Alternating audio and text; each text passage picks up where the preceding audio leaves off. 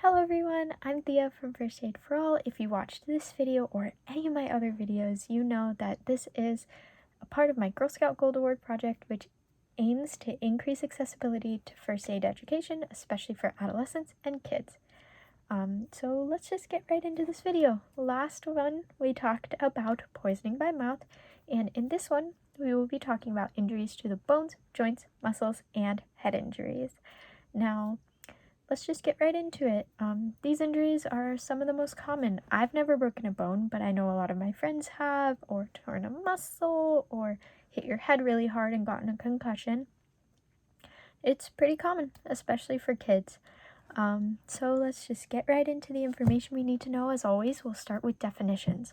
So some words you're going to hear a lot are fracture, open fracture, breaks, etc. So a fracture is just when you have a break in a bone inside your body. It's basically when you break a bone. And you can have a simple fracture or a compound fracture. A simple fracture is inside the body, whereas a compound fracture is when it breaks through the skin. So your bone cuts open your skin, and those are really painful and pretty serious. Open fractures are more serious because of what we talked about in our video called wounds.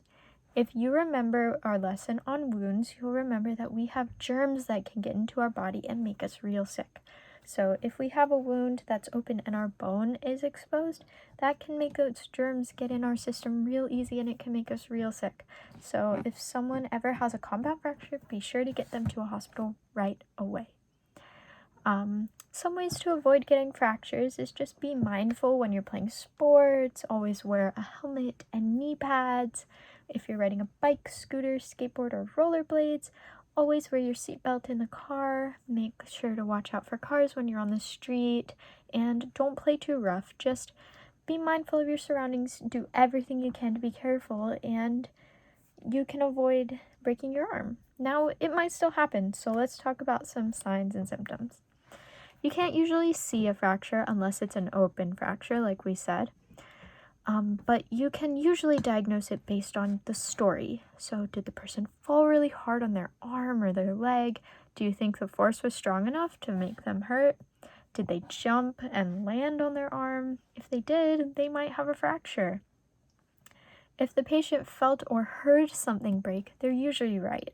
So make sure to listen to them. If they tell you their arm really hurts and they think it's broken, it usually is, because a person knows their pain, so it's best to listen to them.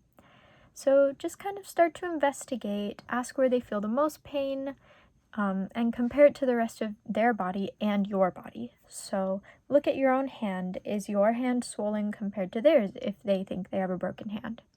And just kind of things like that.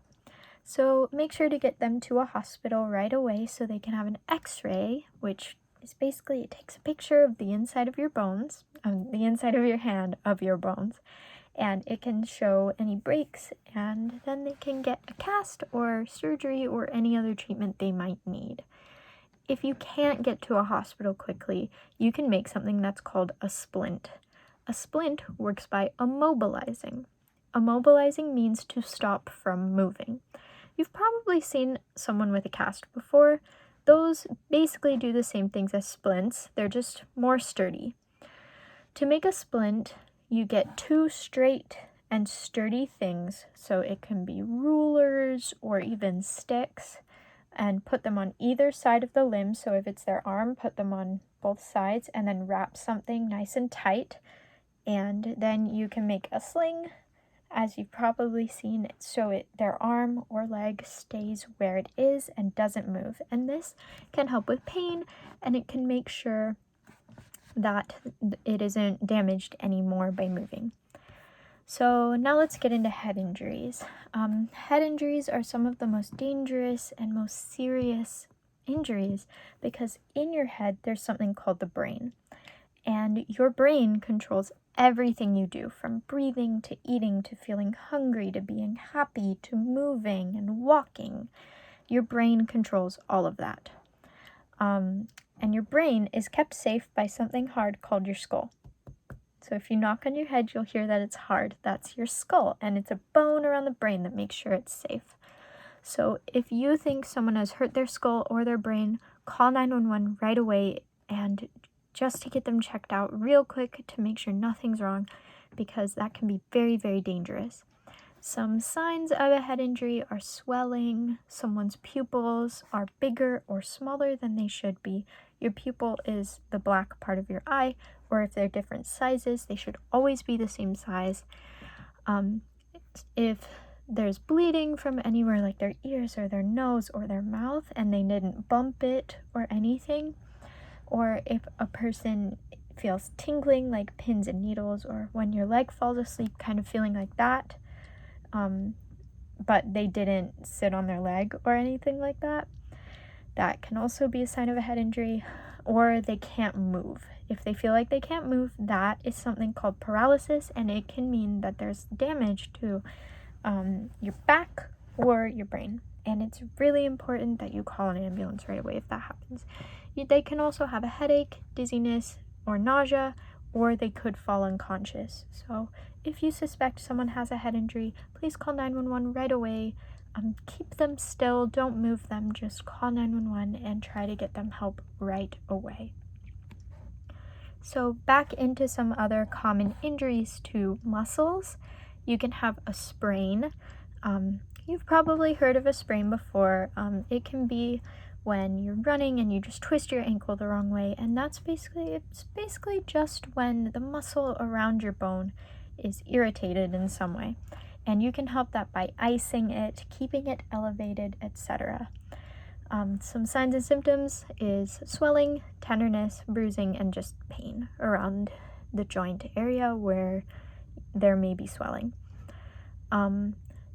Another thing that can happen is dislocation. So we have these things called joints, and it's like your elbow, your knee are joints, and they move.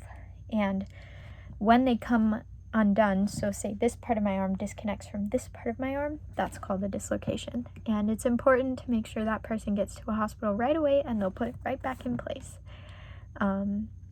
So yeah, just if someone gets a dislocation, if you suspect it, just make sure they don't move and get them to a hospital. I hope you never have to experience any of this, but if you do, I hope you're prepared. Please comment below if I helped you at all, if you got any insight, any information, if you learned anything, please let me know. You can always check out my website, which is linked in the description. Thank you so much for watching, and I hope you have a wonderful rest of your day. Bye!